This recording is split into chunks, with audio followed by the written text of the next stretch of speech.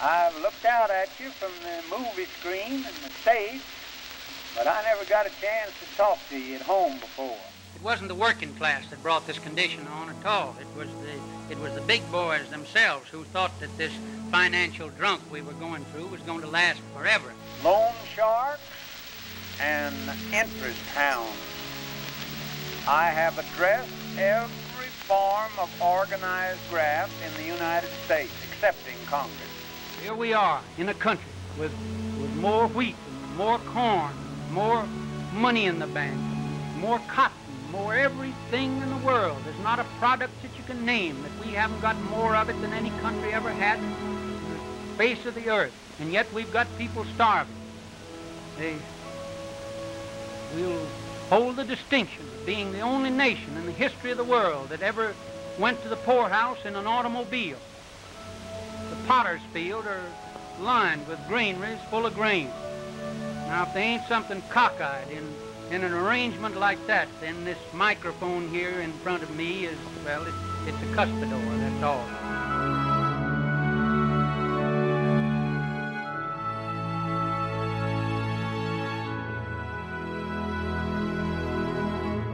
Rogers knew if you were a big person, you could take a joke, and it would probably be good for the country, for the president to get a little ribbing from time to time. It's rare that in any age or any time you find a comedian who expresses, as he does, the voice of the people. Kings and queens listened to what he said. Dirt farmers listened to his radio shows. He was the most trusted man in the world.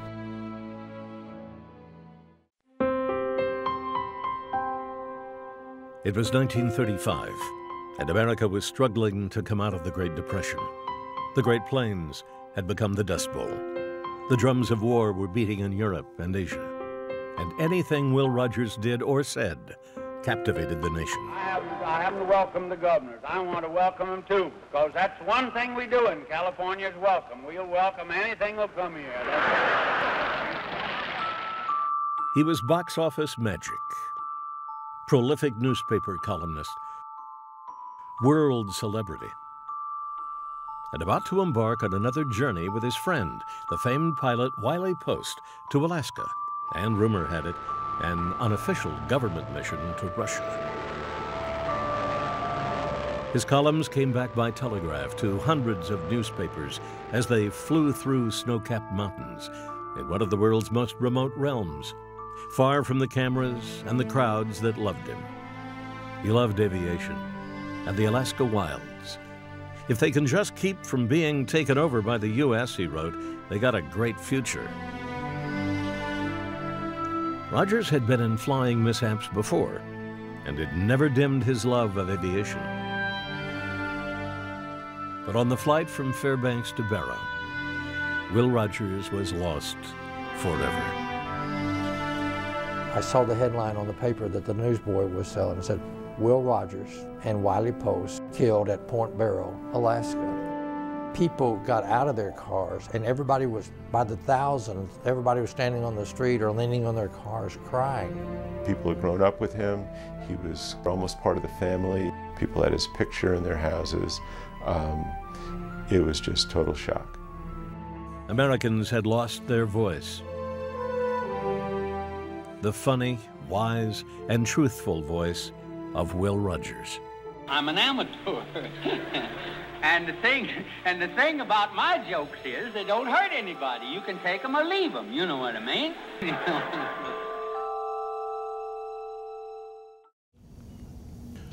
Will Rogers' life began a long way from the lights of Broadway or the corridors of American power in Washington. It began here in Indian Territory, which later became the state of Oklahoma.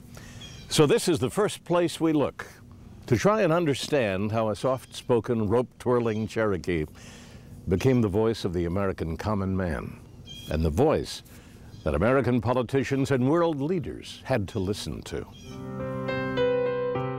His parents were Clement Van Rogers and Mary America Shrimshire. both members of the Cherokee Nation, which had moved in some cases by force from the southeast United States to Indian Territory. We rebuilt a very sophisticated society after that time, and actually evolved in what some folks call the golden age of the Cherokee Nation.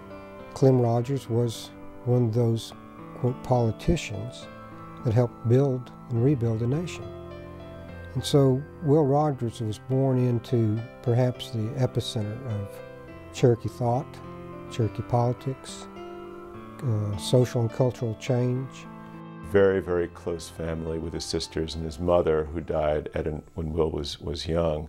And he always, revered her memory through the rest of his life. And others said that he got his sense of humor from her, that she was a funny person and definitely a warm person. A mother is the only thing that is so constituted that they possess eternal love.